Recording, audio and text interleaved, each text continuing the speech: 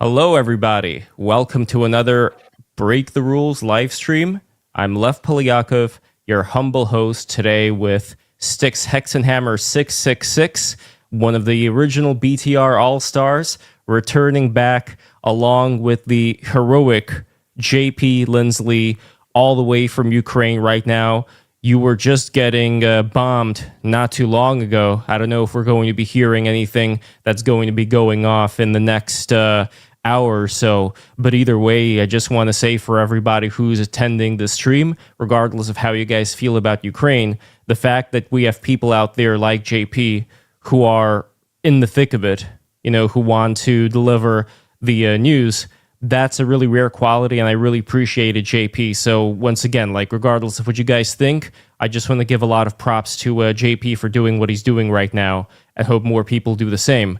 And we are going to be talking about the war in Ukraine right now, the pivot, or the seeming pivot at least, that Trump's done in the last couple of weeks, and so has J.D. Vance when it comes to American support to Ukraine. But then there are also other things that I've noticed, like Trump saying that Putin's offer on nuclear arms control sounds like a good idea. So I don't know. There's still this mode that people are in right now when it comes to this roller coaster of, is Trump going to go this way? Is he going to go that way? Is he playing both sides?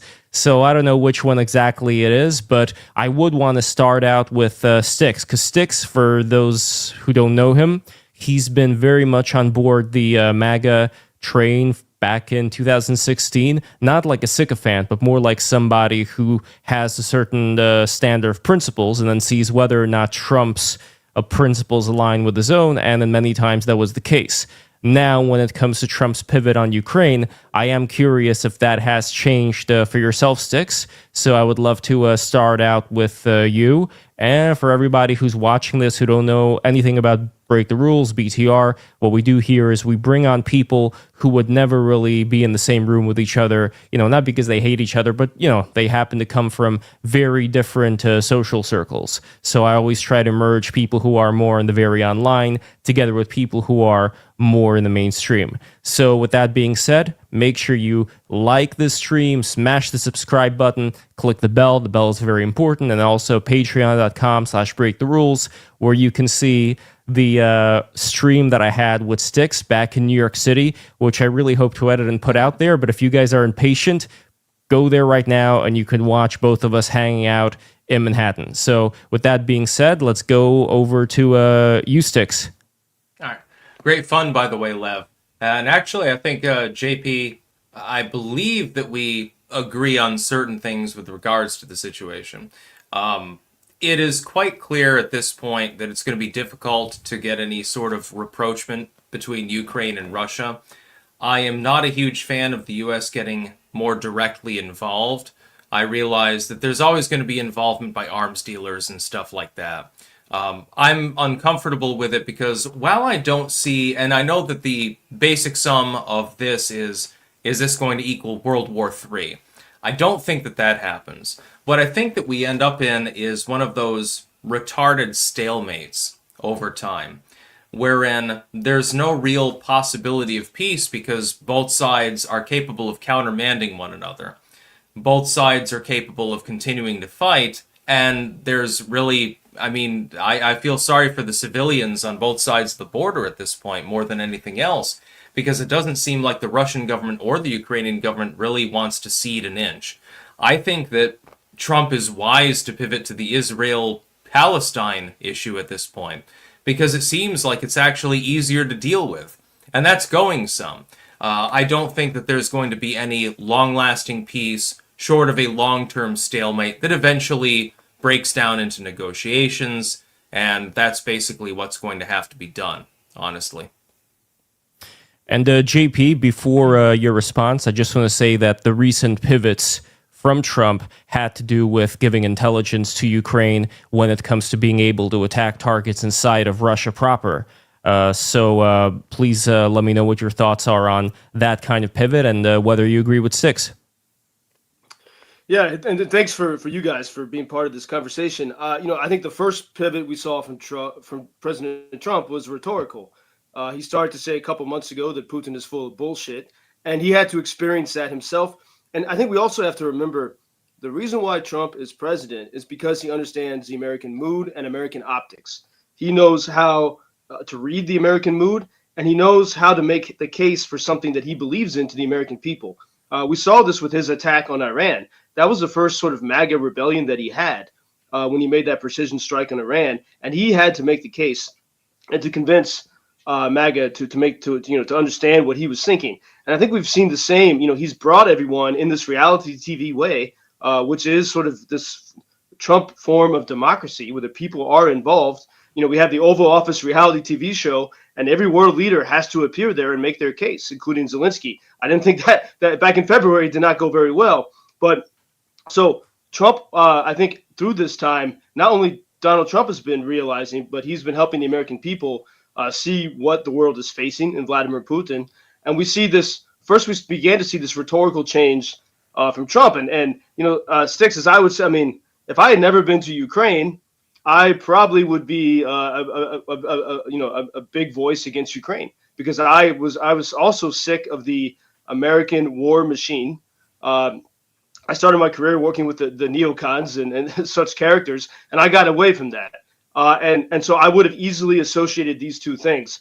But what I've seen here in Ukraine, and I was here in the pandemic, that I sort of accidentally got stuck here. I chose to stay here because it was a free country. It's that it's Ukrainian people who insist on not giving up an inch. And that's a remarkable thing. And the closer I get to the border with Russia, like the city of Kharkiv, the more defiant the people are, because they've seen what Russia does, especially now, but also through their history, going back to the days of communism and before. They don't want to be part of that. They don't want their families to be part of it. And, the soldiers I know, I mean, yeah, it's, everyone has moments of frustration where they say, oh, we'd love it if this just paused right now, but they know that then it's going to be their fight for their kids down the road. And so there is a sense where we're in this for Ukrainians. Let's get the job done. And if you go back and look at Zelensky and the government going back to 2022, they were open to negotiating, and it was Ukrainian people that said, hell no, we're not going to do that because it's only going to lead to this problem is going to fester. So that's one thing that I see here in the ground, that this is a movement of the people. And I think that Trump, I think he still quite doesn't see that part of it. The Democrats, especially under Joe Biden and Otto Penn and Jake Sullivan, did so much damage on so many levels, in many different areas of American life and on the global stage. And one of those areas was Ukraine. And, Biden, with his rhetoric, made it seem like, he was giving all these resources and money to Ukraine. We think it's $300 billion. But if you actually analyze it, most of the aid that Congress approved was never delivered. A lot of the aid was not actual dollars, but the valuation of old equipment that America was giving. And there were so many restrictions on Ukrainians. There was no victory plan, even though Mike Johnson and the Congress demanded that Biden have a victory plan from April 2024, when they finally approved that package of spending. No victory plan whatsoever. But under the Biden administration, the U.S. defense industry had its most profitable year ever in 2024 and in the preceding years. And so there was sort of this mentality, and we see it here. Like, for example, with the horrible attack in Lviv, which I can tell you about later, the past couple of days, the biggest attack on this city since World War II, so much is being spent on air defense.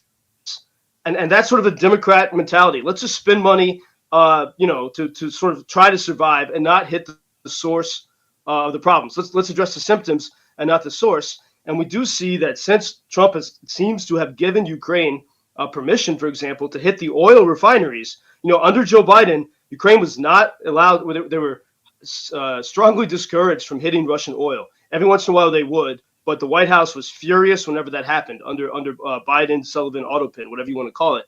But now Trump has given that permission because he realizes it is the Russian oil that funds the Russian war machine. And so I think we're starting to see that this can be won. Russia can be stopped if you cut off their funding. And so there are ways to mitigate this, and we can actually see that Russia can be defeated. The last piece I'll say here is we think about the coming of World War III, but if you look at what's happened in Europe in the past month, Europeans are terrified. The Russians have been sending fighter jets and drones into European airspace, airports in Munich and in Warsaw have been closed. Europe feels closer than ever to World War III. And when people here in Ukraine sort of feel that Ukraine bought Europe 3 years, they bought them 3 years to get ready, and Europe is not ready. And so there's a lot of respect for Trump here for challenging Europe and saying you got to get tough. He said it back in his first term, of course, but Europe has not listened. And so what we have now, Ukraine is, I was just at a military tech conference here in Ukraine, and what you have is like all these startups that came out of people's garages in their neighborhoods to help their friends at the front. There is incredible tech here for drones, for anti-drone, electronic warfare, so much that America can learn from.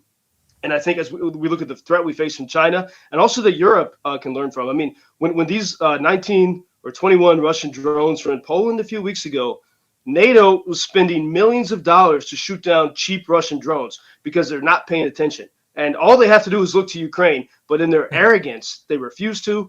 Even the Europeans, they refuse to do it. So I think as my starting point here, I say there's a lot of misconceptions about Ukraine. A lot of it's because the Western elite who wave the Ukrainian flag don't actually care. They don't actually believe in victory. They're actually too timid to fight. And a lot of them are making money from Russia, or they're relying upon Russian oil and gas.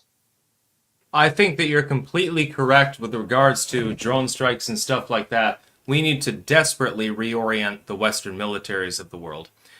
Because if you can send up a drone for, let's say, $2,000 or something like that, full explosive yield, everything else, and it takes $100,000 to blow it out of the sky, that doesn't really make sense. So on that, definitely, I think that we're probably in agreement.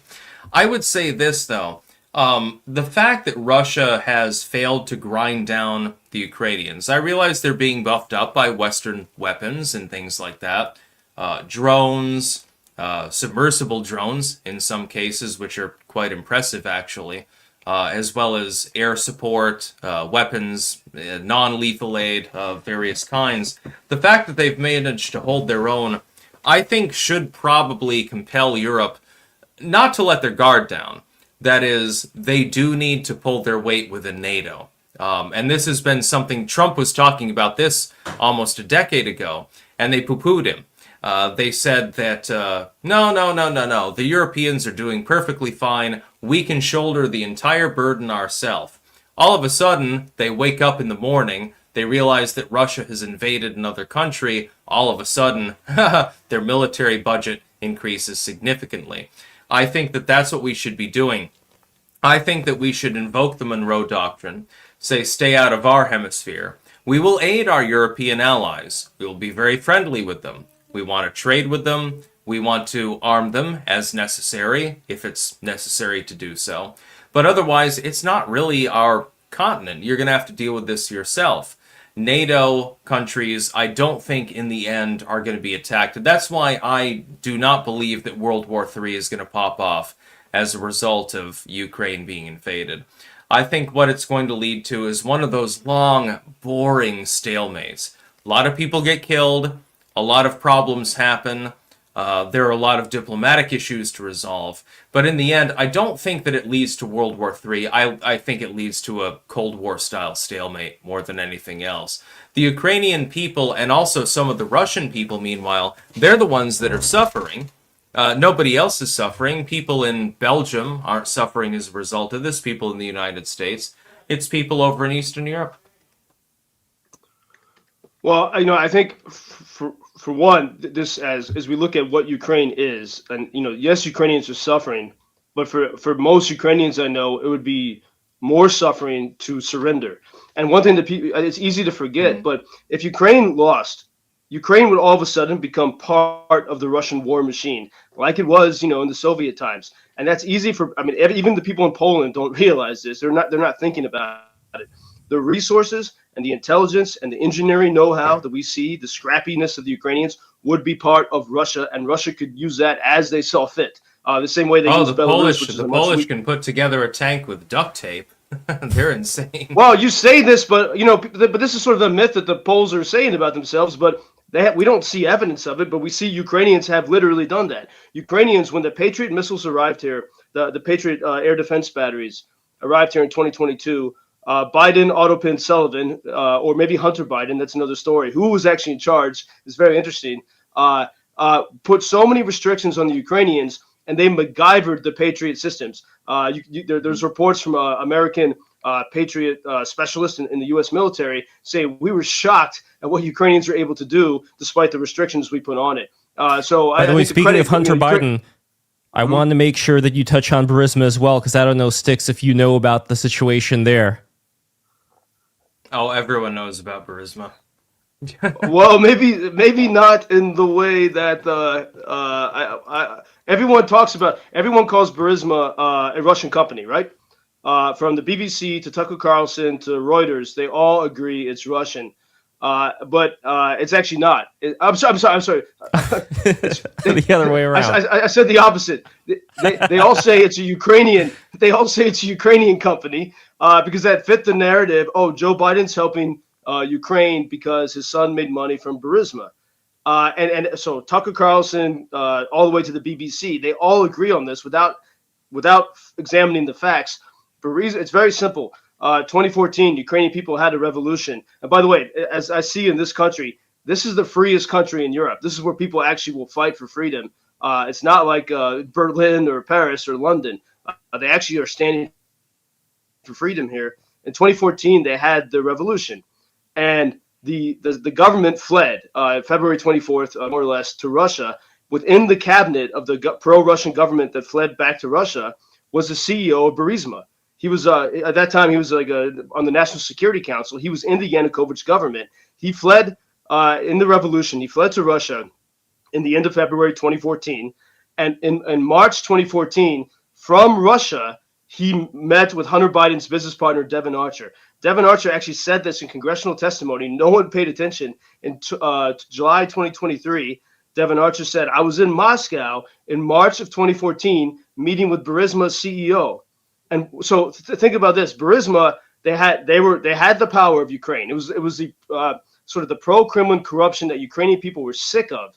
They broke the Soviet chains, but they were still under that Kremlin control, where the oligarchs were running the show, and that's what they were trying to break in 2014. So the Burisma oligarch is in Moscow, and he and his people, they want to get control back of Kyiv.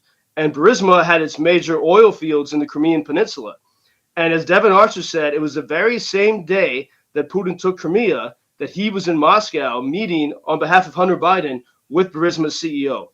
And Burisma and the Yanukovych government and Putin wanted Obama Biden to do nothing. They wanted free reign to take at least Crimea back, if not more. And so what did they do? They start paying millions of dollars to the son of the sitting United States vice president from Moscow. And what happens? Obama Biden, led by Biden on Ukraine and Russia policy, did nothing. Now, the fact that no one is interested in this is fascinating to me, because to me, that's one of the greatest scandals. It needs to be investigated. Hunter Biden never came to Kyiv. He was in Moscow. Devon Archer was in Moscow, paid by Moscow. And then Styx and Lev, it gets even more intriguing with Jake Tapper's book from earlier this year. He's basically trying to cover himself for, his bad reporting previously. But in that book, and it was true, right? It was his trying to save his ass there. But when he had this interview with Katie Couric and he revealed what he was talking about in the book, according to Jake Tapper, Hunter Biden was very often the de facto chief of staff to Joe Biden, especially in 2024. Because he was like Grima Wormtongue whispering into his father's ear. And if you think about it, Hunter, all his only expertise in this part of the world came from anti-Ukraine, pro-Moscow people. And so is it any surprise that every time Ukraine began to seize the advantage, they were handcuffed by Biden? I mean, we have in May of 2024, the Russians were besieging the city of Kharkiv, which to me is one of my favorite cities in the world, 30 miles from Russia, this incredible free entrepreneurial spirit. But the Russians were pounding it like 3 times a day. And finally, there was a global chorus that shamed the Biden administration, whoever was in charge, to letting Ukraine strike back in a very limited fashion. They said you can use American weapons about 100 kilometers into Russia, but that's it. And they just did it because they were shamed into doing it. that did work with them. So the end of May, Ukraine gets this permission to fire in a very limited way to hit the Russian launch points just 30 miles over the border, or 30 miles away over the border.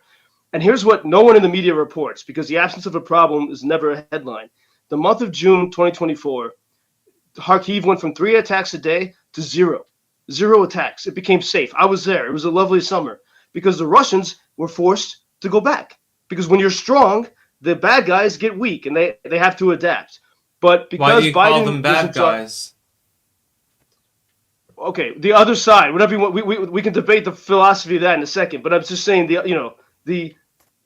okay, fair point. I'm just saying, just looking at the logistics here and how Biden squandered opportunities time and time again, which benefited the defense industry by prolonging this war.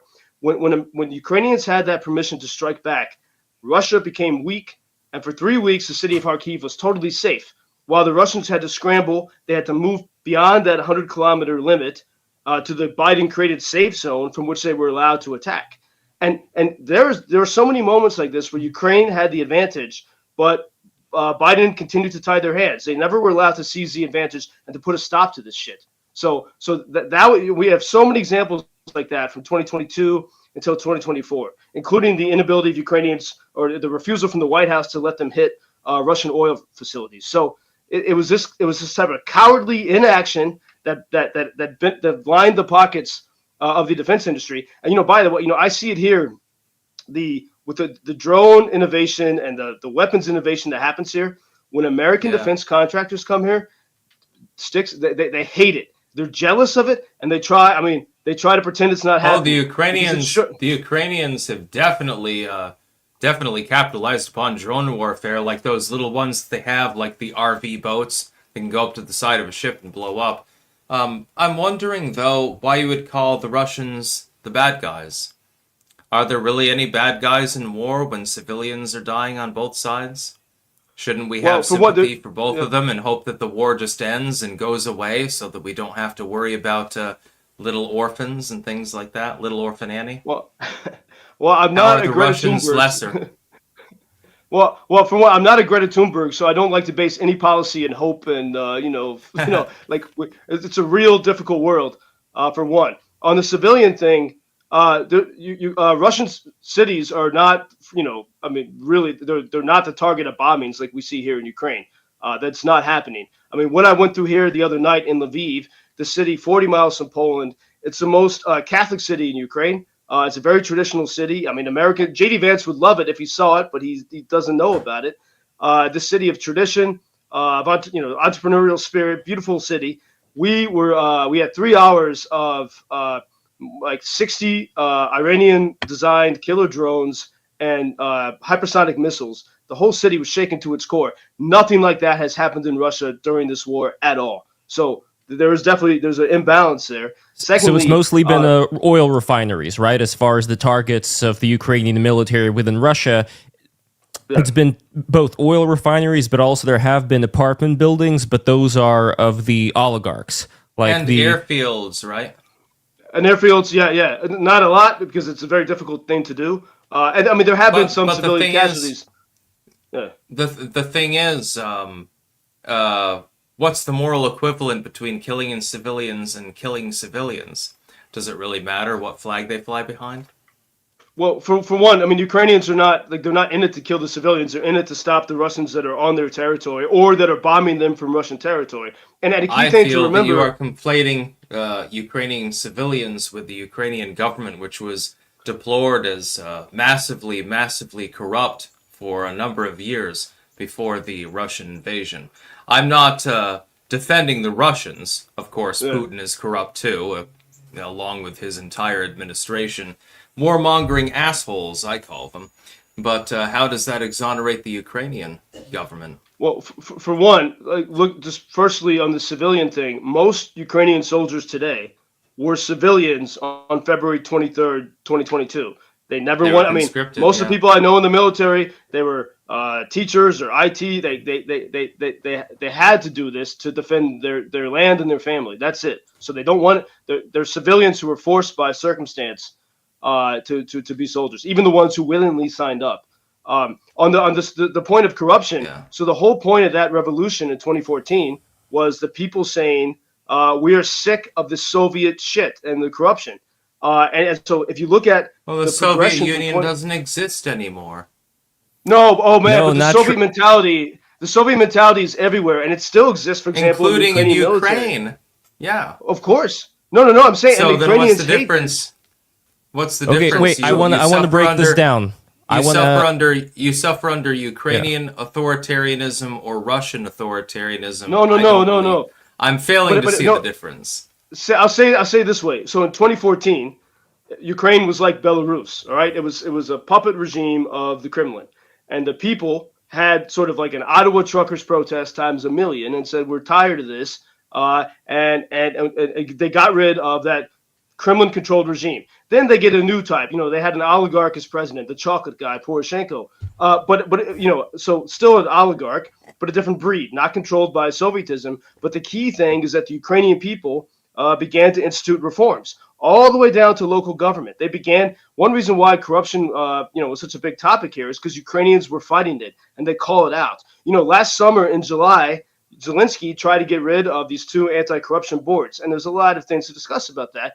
But for the first time in the war, Ukrainian people, and the media barely covered it because they're idiots and they don't understand freedom and they don't respect freedom. Always. But of course, and so this is my problem. Like if Americans knew the reality here, they would at least support it verbally. But the Ukrainian people in July, I was in Kyiv, hundreds of thousands of people in every major city in the country in the war took to the street, and they were furious at Zelensky. They were saying, F you, Zelensky, you cannot. They basically, the message was, we've supported you in solidarity because we're all being attacked, but you've crossed the line. You're getting rid of the anti-corruption boards that were independent, and Ukrainians have problems with them too. I mean, there's corruption everywhere, of course, as we see in America. But the protests, the people said, you cannot cross this line, and Zelensky had to obey the people. That cannot happen in Russia. That doesn't happen in France. It does happen, thank God, now in America. But so there is this deep sense of democracy. There's a hatred of government here and a deep distrust of it.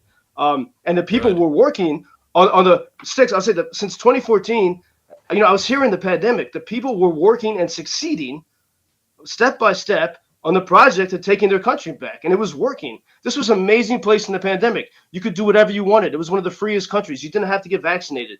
It was incredible. The media won't tell that because it doesn't fit their narrative, but Russia could not tolerate having free people as its neighbor because it would undermine everything the Kremlin's doing. So the globalists are in the Kremlin and in Brussels and Washington, and Ukrainians. And it's so sad to me that MAGA can't see that story. I know why. Oh, no, he's not going to report it.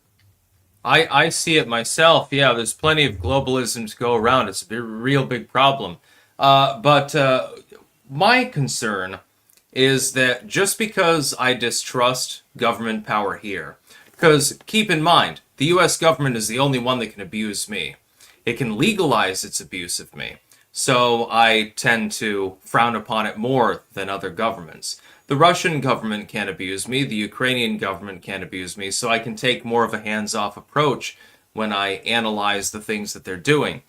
But when I look at Ukraine, I see even the legacy media was declaring them to be legendarily corrupt up until the time in which they were invaded.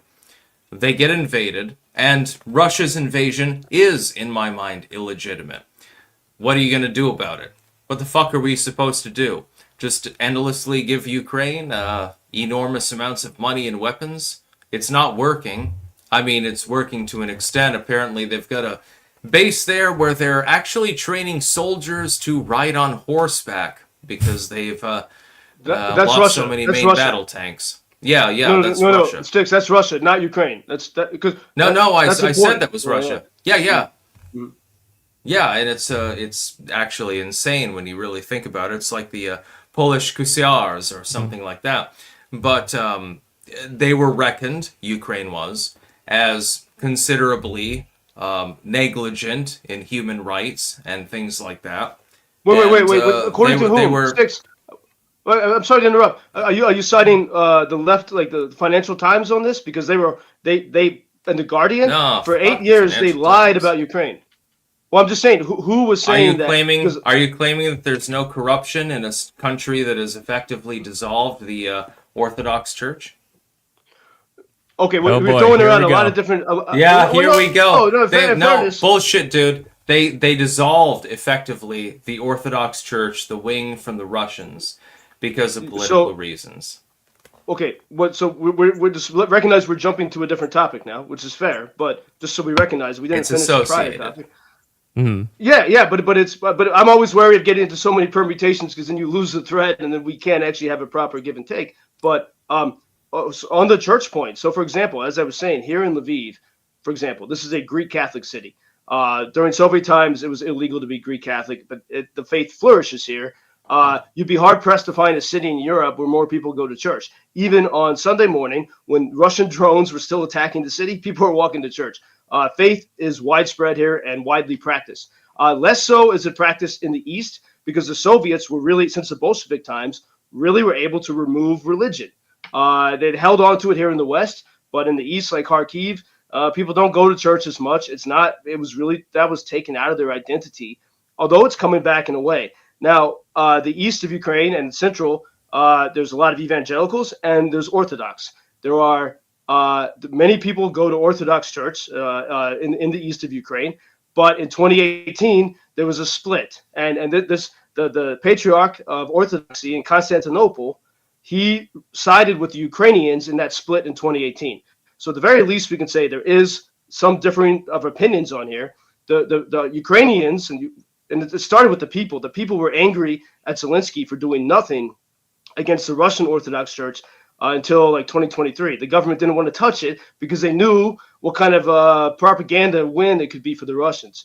But the Russian Orthodox Church, which, for example, they have them here in the west of Ukraine, where no one goes there, but they have priests here, they have functioned since the times of Stalin as spies. In the same way that the Chinese are buying farmland all over the U.S., Russian Orthodox churches are planted throughout Europe. They're planted in Sweden and France near sensitive nuclear military sites. It's a brilliant thing, and it's worked I for don't Russia think that since. the Russian Orthodox Church is spying on nuclear sites. Press X Look to in doubt. Sweden. Okay, Wait, but so Styx, okay. why don't you think that? Out of curiosity, do you hold some kind of a special admiration for these traditional robed priests with beards? I mean, I I'm would a have. pagan. I'm There a we go. pagan. I don't give a crap about the Orthodox Church. Yeah. I'm just saying that it sounds a little bit unlikely that the Russian Orthodox Church is spying on No, nuclear all sites. of the people throughout the Russian Just saying. Orthodox Church leadership, going all the way back to Stalin's times till now. If you look at people like Rasputin is falling in.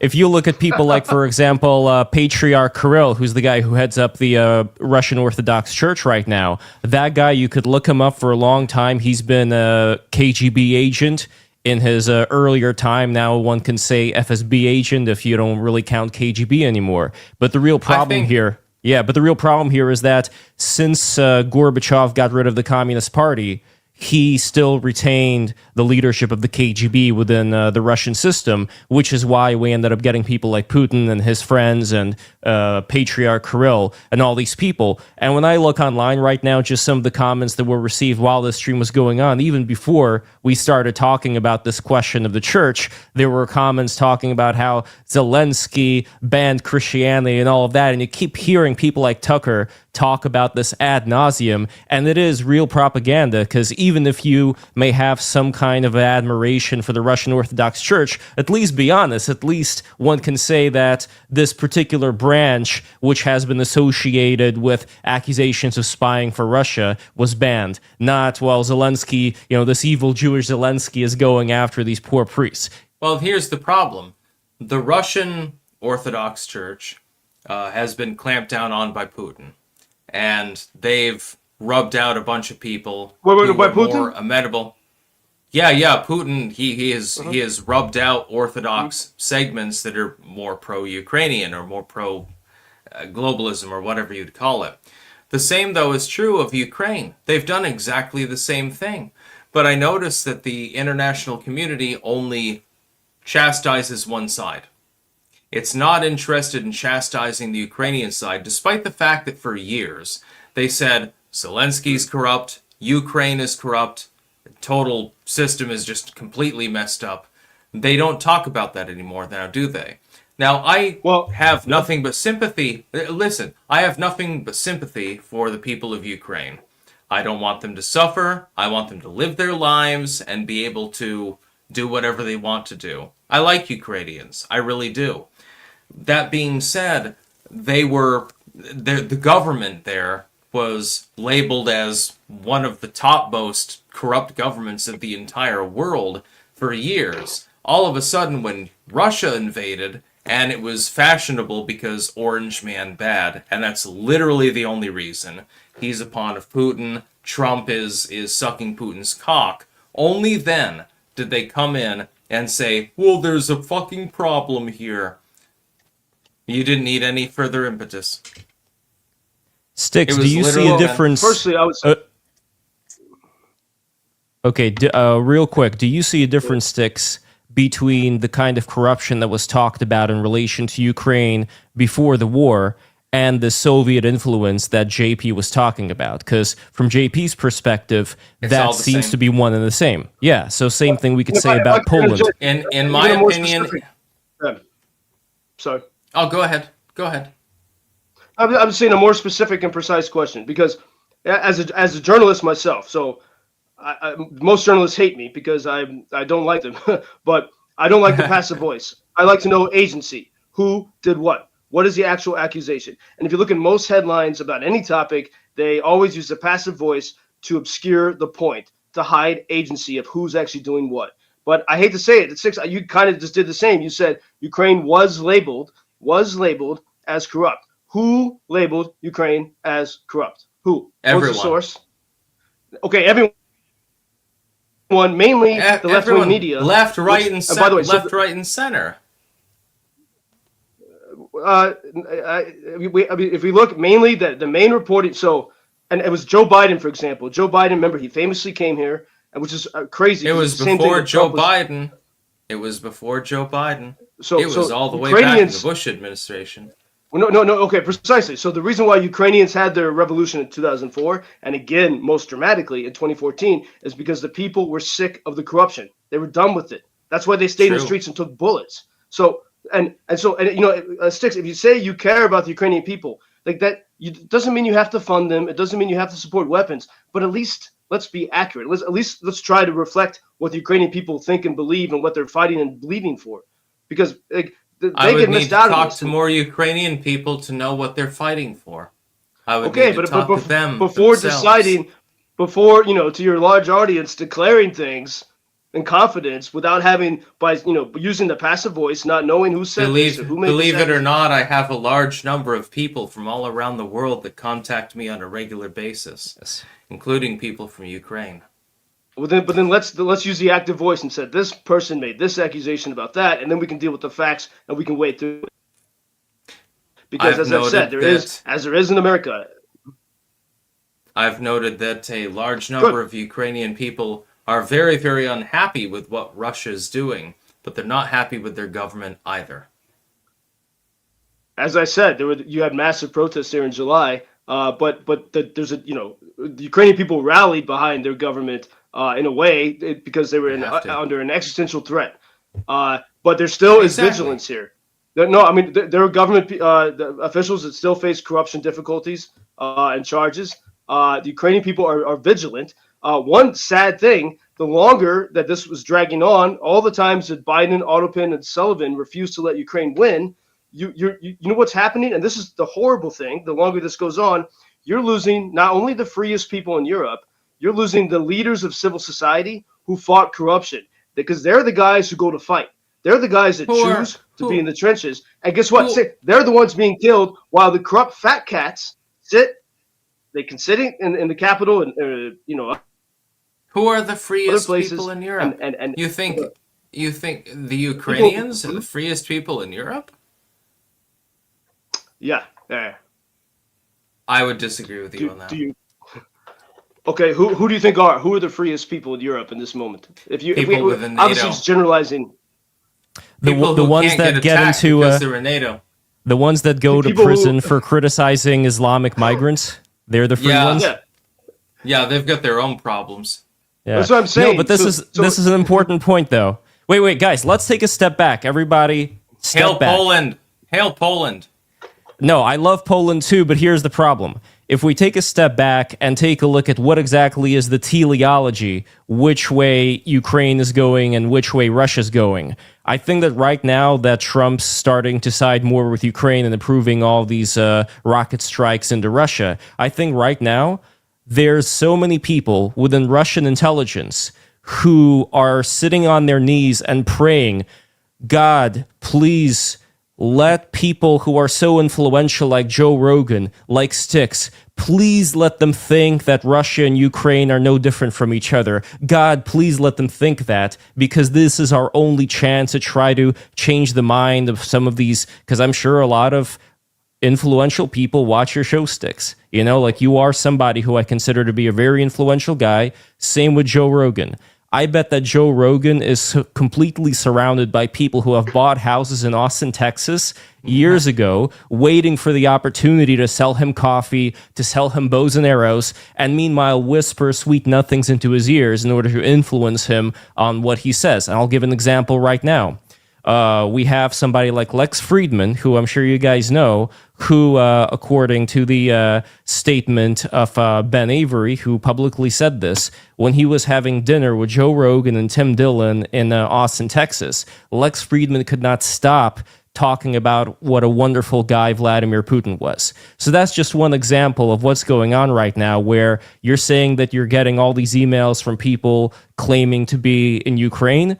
I bet you that so many of those people have been given money by the Russian government to try to change the minds of people like you as much as possible, because that's their bread and butter. They want the MAGA faction of the United States, or people who are close to the MAGA, who are libertarian-minded.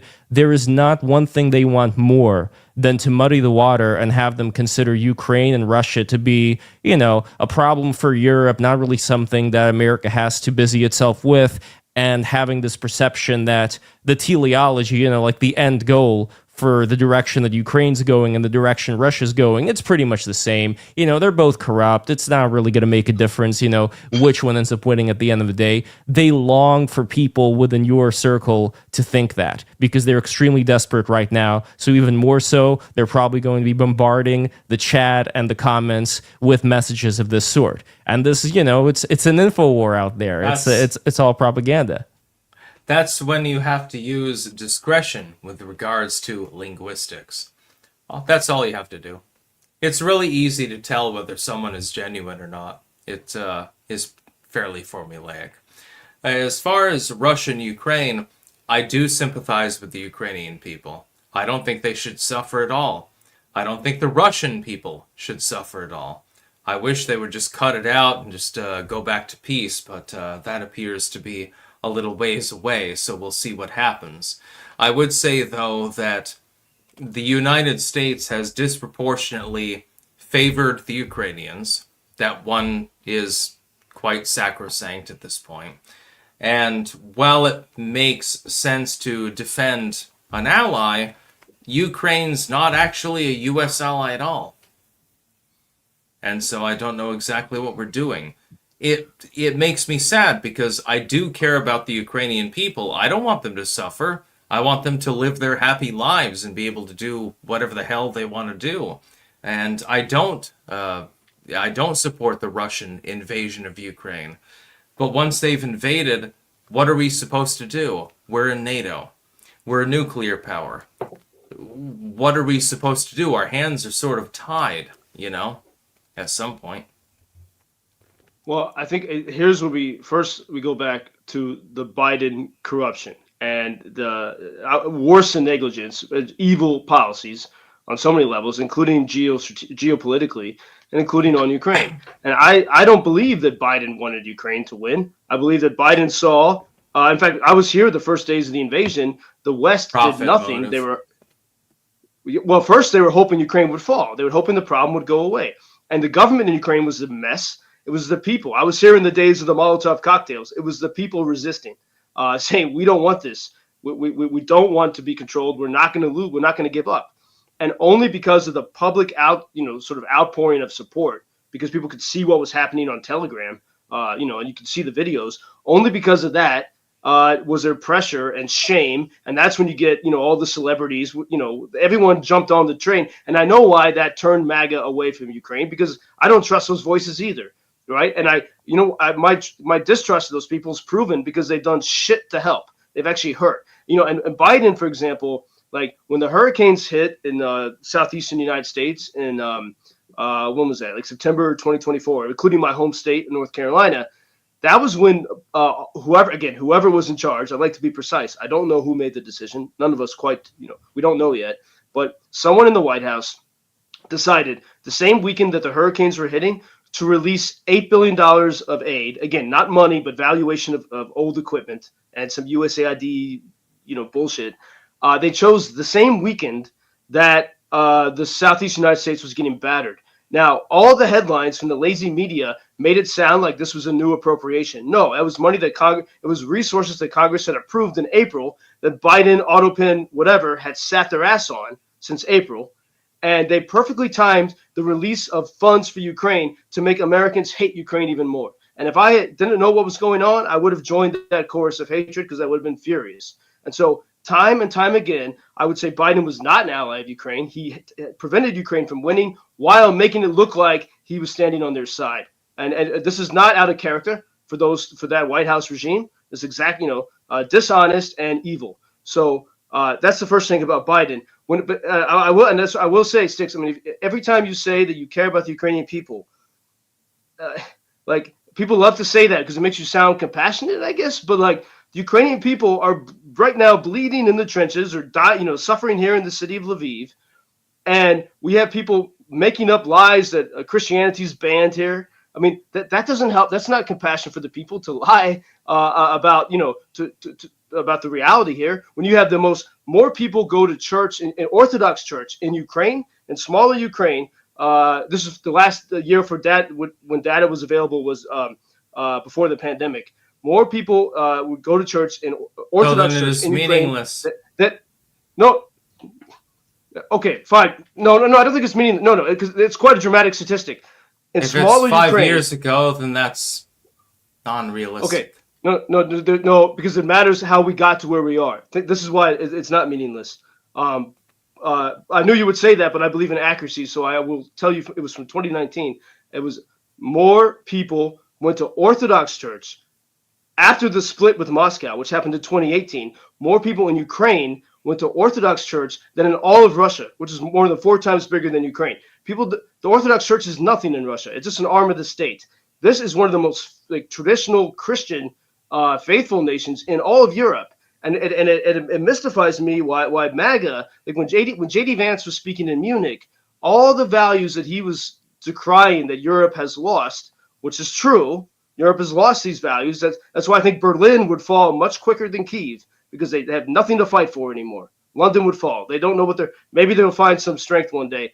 But every value that he says that Europe has lost is actually here in Ukraine. And if you look at it, it kind of makes sense. That's what are why those people are values? What are those values? It's the same values as people? MAGA. What? How do you say killing? Killing someone that's invading. When you splatter somebody with a rocket, does it really matter who they are? Is it not a person dead? Who are Ukrainians splattering with rockets? Most of the rockets here are used to shoot down the incoming rockets, as I saw and as I felt. And what about if incoming rockets from Ukraine are shot down by Moscow? Ukraine is not attacking. Ukraine is not attacking Russian cities. They're not. They are. Every once in a while, there's a targeted What's the attack. difference? Very rarely. There are still civilians being killed by the debris. What's the difference? Okay. I don't know. I'm not sure where you're going here. Listen. Let me try to explain. I have sympathy for the people of Ukraine. I do not believe that they need to be invaded. They should have their own territory, be left alone, be left to their own lives. I understand that. I'm completely in comport with you with that. But when the retaliation happens, are there not civilians that are potentially killed? So are you a defund the police guy? What makes them lesser than you own, dude? I feel like I'm sorry. I feel like I'm talking to Greta Thunberg. This is ridiculous. Like you're being If you want attacked. to talk to Greta Thunberg, I'll get her up here. But I'm not Greta Thunberg. I'm actually No, intelligent. I thought so, but I'm hearing the logic of Greta here. I'm very confused by this because if like I They're believe still if you wanna, civilians. They are non-combatants. They're being killed. It doesn't in matter Ukraine, every whether day, they're yes. Russian No. or Ukrainian. I Wait, don't Styx, want so- Russian- any of them to die. Okay, but but in six. okay. No, hey, wait. Let me just. I'll I'll let say him this go, in one Lev. sentence. The only reason Ukrainians are fighting back is because on February 24th, 2022, Russian tanks and Russian planes and helicopters and Russian soldiers entered Ukraine and started to shoot people. Okay? That's it. That's why we're here. Ukrainians said, And we're not going to just and I'm be upset shot. over that. And I'm So upset what do you over do? that. Do you shoot the guy back? What do? You just take it? Yeah, you fight back. Absolutely, it's a war. But it's So not then very what are we Games even without arguing tears. about? Games without frontiers, war without tears. Yeah, Okay, but then so in what- that yeah, what are sense, we Same talking as Six, it's about? always been. yeah, no, this is what weirds me out about this entire conversation. If we can agree that this is war, and obviously war is bad, but at a It is a certain war. point, It you is have a to- war. Kill each other. but at a certain point, Sticks, I think it's you because you still don't want have to to talk about say as the far. Biden Burisma corruption. I think it's because I'm offering the points that actually MAGA has not heard yet, and it's a bit shocking. It's a lot to process, so I understand it. But what I'm saying is quite extraordinary and well reported. And I think that I understand, it's hard to change your view on something. I get it. I put myself through the thought experiment. If I had never been to Ukraine, as angry as I was at the American neocon, Iraq, Afghanistan bullshit, I would be saying the same as you, or hopefully I would have a little more attention to the facts and say less until I knew more, but I would have the same perspective. I would totally have the same perspective. I have the same skepticism, but I would want to find out. And that's why, I keep encouraging people in the Trump-Vance administration. This is really bizarre to me. They are taking all of their information about Ukraine from the mainstream legacy left-wing media and the CIA. Why are they trusting that? Send a team from Tulsi's office, from Vance's office. Send a team here. Because, What by the do way, you you can think come the here. team is going to be able to do, though? You go They're anywhere. gonna be As a journalist, kneecapped. I know it. Bullshit. They'll Six, be kneecapped. I tell you, I've been here as a journalist. I mean, every single day. If America was at war, you would not have the freedom you see here in Ukraine. You can go up until the front lines. You can go pretty much anywhere. You can talk to anyone. You'll hear all kinds of opinions. It's a doubt free that. place. Okay, well, it's a Wild West. You're welcome to Same come and check within- it out. It's Same within Russia. Go over there. See how far you no, I don't. I think it's quite different. There's a civil society here. That's why this war is happening, because Russia couldn't control these people. Zelensky can't control the people, and neither can Russia. This is a get. story of the people. Zelensky appears to be doing a good job with minting the Russian Orthodox Church as an enemy of state. So okay. Why don't in the remaining time we have left? Why don't we just focus on that one point? Because that otherwise we're scattered everywhere. And what's the point of talking? Again, yes, the Russian Orthodox Church is seen as an enemy of the state. The Ukrainian Orthodox Church, which is recognized by the Ecumenical Patriarch in Constantinople, the Russian Fuck 'em. Orthodox Church is in schism. The Russian Orthodox Church is in schism with the global family of Orthodoxy. They're in schism. Do you know that? And they all suck. Okay. Well, this is not an argument. Now we're just. Yeah, So then we whenever can there's a say that point- everything sucks and we can't talk about a single thing. Yeah, we and can't you know decide what's good and what's I bad.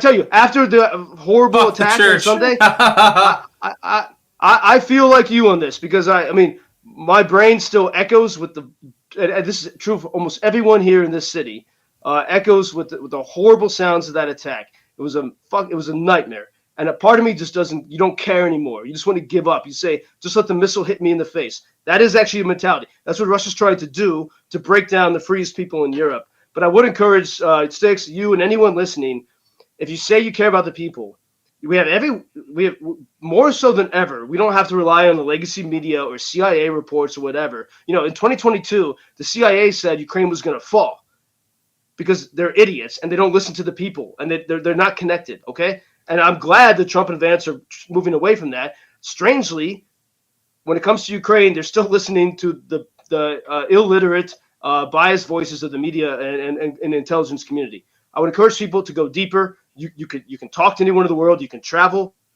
You can find out the truth for yourself. But if you say you care about people, make sure, especially people who are in a dire situation, who don't sleep because of missile attacks, whose family members are being killed, whether in the front lines or in their beds. If you say you care about them, try to investigate things and know who's making what accusation before you level, before you say outrageous claims. Before we go, guys, I have a question for Styx. So, Styx, you're not a big fan of the Chi-Coms, the communist Chinese, right? No. So, if we, let's say, pretend that there is a communist Chinese Confucian church that's located in New York and the rest of the United States, and we've known through our intelligence that this church acts as a spying mechanism to give information about weaponry, to give all kinds of bad information Bomb them to with fire. Burn them all to hell. China. Bomb China, right? Yes. There we go. Okay, so now you understand how Ukraine feels when it comes to this Russian Orthodox Church. It's no different than having a commie Chinese church in there. So why are we talking about, these poor Russian Orthodox people, they can't practice their beautiful faith? They Bullshit. can firebomb one another as much as they want. By the way, But see, one props another. to Gonzalo Lira. Oh, God, one another.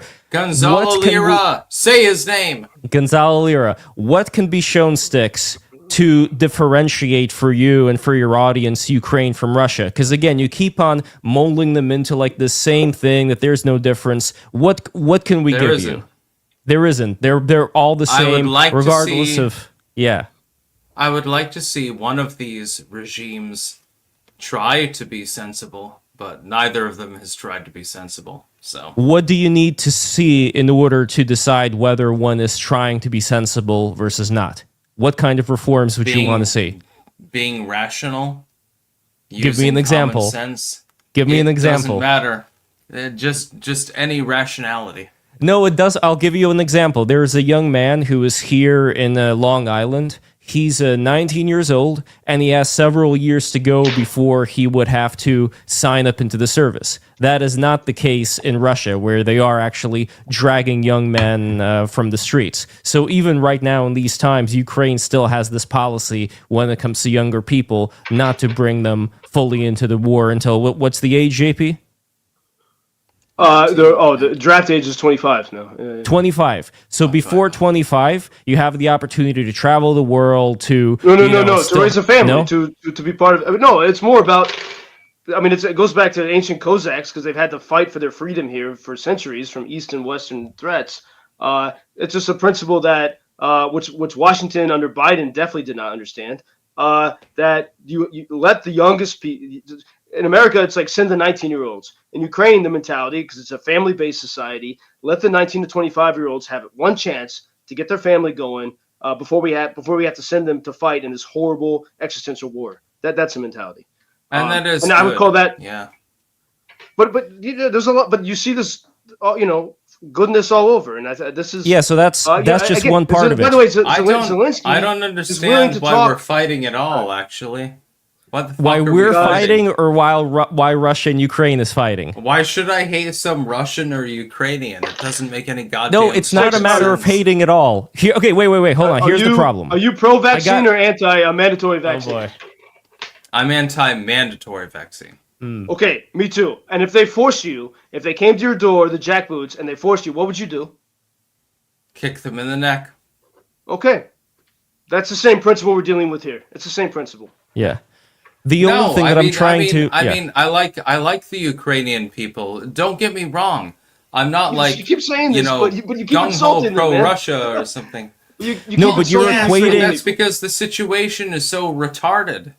It doesn't make any sense. War is retarded. Why are we fighting? Why are we fucking fighting? Can I please ask this question? What do you do then? If you don't want to fight, what do you do? Forcing you to take a vaccine. That's why. Think about it that way. Nobody forced me to take a vaccine. I ignored that shit. Yeah, so, but you were able to dodge it. But why? So the question is, why are there people that want to force you to do something? That's the question. And that's the question to ask. They can suck on my dick. That's basically what I got to tell them. Okay, well, but if you're lucky, you're able to hide. But at some point, they're not going to do jack shit. They're not people in gonna this do world jack shit. who don't want other people to be free. Why? I don't know. It's a good question. I don't know the answer. They're not gonna do jack shit, dude. Wait, Trust what me. you got there? Okay. They're not Maybe gonna you do be at jack home. shit. You sound like it. You sound like a Ukrainian. You sound like a Ukrainian. Yeah, No, well, I think Styx, your problem has to do with the leadership, but you're still equating all the leadership, whether it's Ukraine or whether it's Russia, as being the same damn thing that They are. cannot be. That's where we disagree. Because again, if Well, we're talking about Trump disagrees with yeah, Trump disagrees too. By the way. yeah, because if I we're disagree talking, with. I disagree with all leadership in the world. They're all cocks to me. great, but then there's I'm not gonna nothing that listen could be to talked anyone. about. Yeah, but then Yeah. that's kind of an easy out, Sticks, because once you say that, then you're lifting yourself above having any opinion whatsoever, and we can't really Yes. do that. Okay, we can do that if you want to do that, but it's just not productive, because at the end of the day, nobody ends up learning anything new then. If you could just say, well, I'm above all of this, I'm not even going to consider there being differences between how the Ukrainian I like to leadership functions debate. and the Russians. I'd like to debate opinions. We can talk of the Charkovchenka, for example. The what? The Chakovchenka? Charkovchenka? What's the Chakovchenka? Oh, come on. I think we talked about this before. Wait, The JP. Antarctic cruiser that the Soviets made back in the 1970s, and it was really great. I'm not happened? exactly familiar with that. What happened? Come on, chat, back me up. I don't know Tell what them that what is. the Charkovchenka is. I don't know what that is. No, but anyway, while the I chat think- is trying to back Sticks I would up. love to know after we get through the war and Russia stops bombing us, we can talk about this. But right now, I don't have much time. Yeah. Because at any moment, life could be over, and that's one thing you do see in the war, as we know it for Yeah. anywhere in the world, of course. But I would just encourage. Look, it's easy. It's easy to find. To begin to find the truth about things. That's a great thing I think that's happening in this moment in America now. We're learning how to be healthier, not to be controlled by corporations, including down to the dietary level. And this is, I think, Ukraine is this place where, look, even take the food, for example. You don't have the chemical agriculture, corporate agriculture regime here that you have in the U.S. or even in Europe.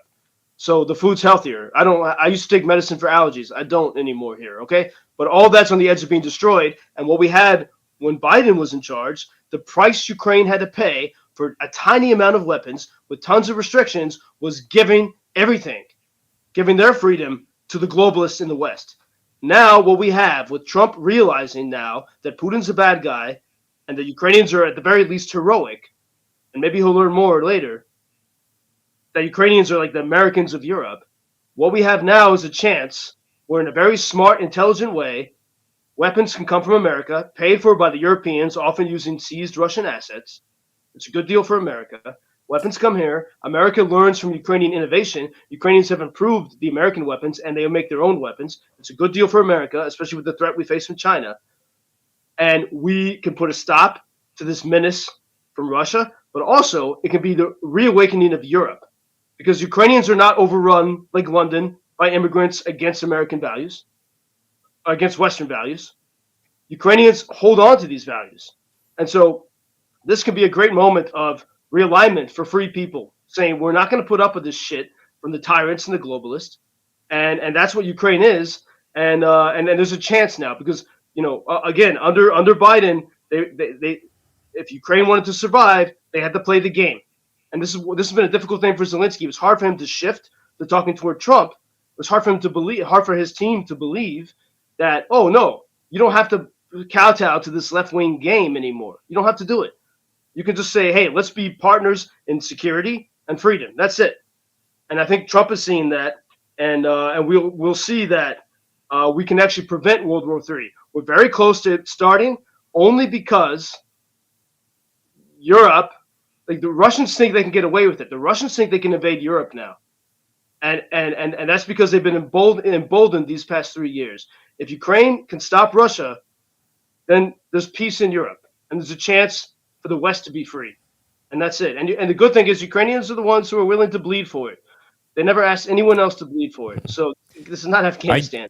I do think Anyway, Styx is right, though, when he's talking about Trump encouraging Europe to pull on its own bootstraps, which it hasn't been doing for a long time. But the No, only thing that I would say to Styx is Styx. Europeans are a bunch of pussies right now. Maybe you could say it's because they've been babysat by the United States military industrial complex for a long time, and they're just kind of used to having all these social programs while expecting America to defend it. That's not good, but that's reality, right? If we're in this reality right now, I'm not expecting Europe to actually put up any kind of a fight, which is why I can understand why JP's talking about if Ukraine does get invaded by Russia and the men are conscripted into the Russian army now, Poland or no Poland, like just Poland alone, as fierce as they are, it's not going to be enough. And now we have a real clusterfuck on our hands that, you know, the United States, if it decides to set that one out as well, all right, then you got World War III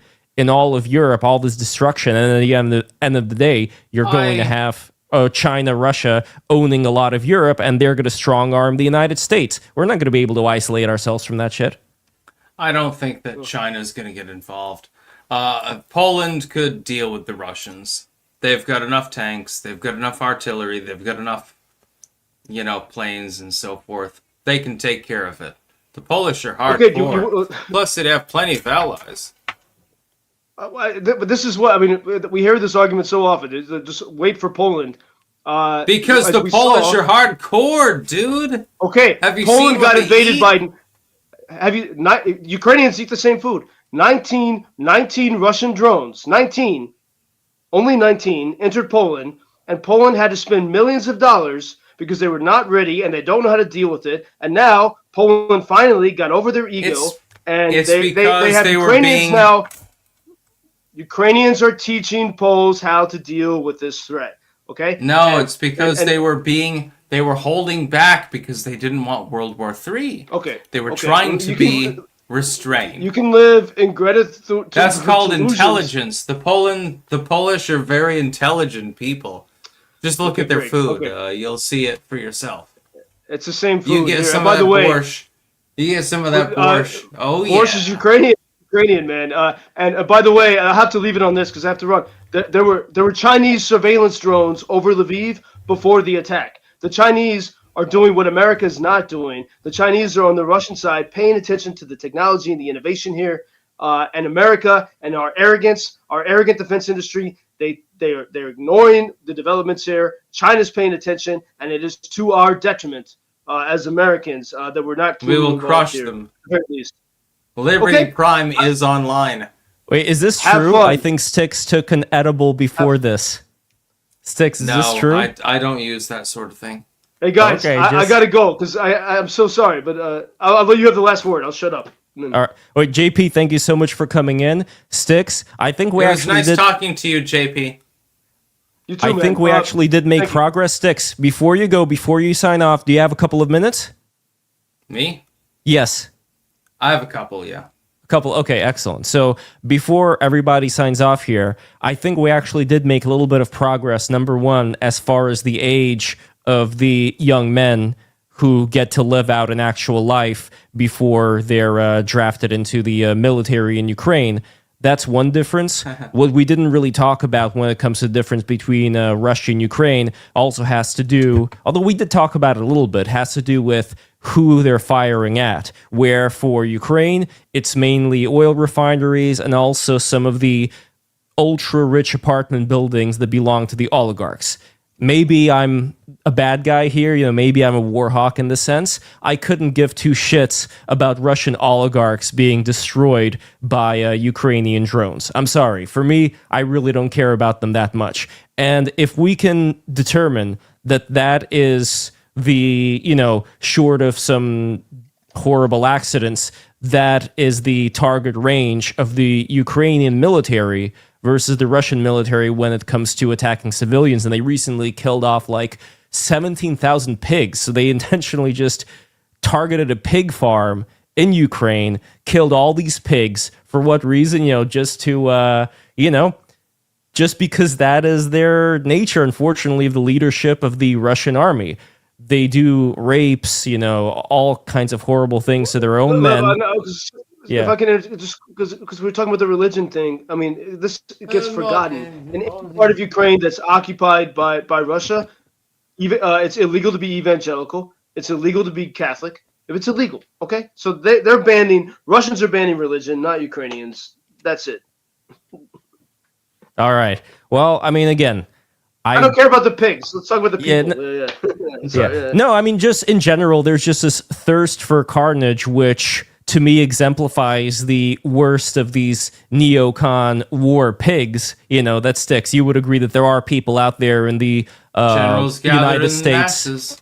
Exactly, war pigs. That's what I'm talking about. So you would agree that there are people who have more of those tendencies than other people. That in war, there are some people who say, okay, let's completely get rid of Russia's ability to proceed on further with the war by targeting the refineries, versus in Russia's case, let's blow up this guy who's like working on his rooftop, just this complete civilian out there, in some Ukrainian town. There is a difference between those two strategies. And if we can present to you sufficient evidence showing that one side is overwhelmingly doing one versus the other, then I don't think you can have like this view from on high of, well, they're both the same. It doesn't really matter, right? Like that is a difference. Depends on who's declaring the evidence.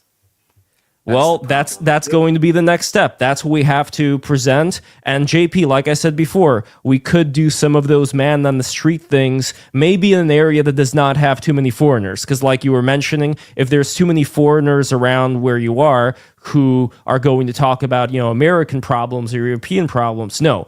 I want to find actual Ukrainians that can be presented on the air to Styx. And Styx, you get to choose who you want to speak with. If we're going through a street of people, you get spindly female Ukrainians. There we go. Yeah, I mean, I'm sure there's plenty of them.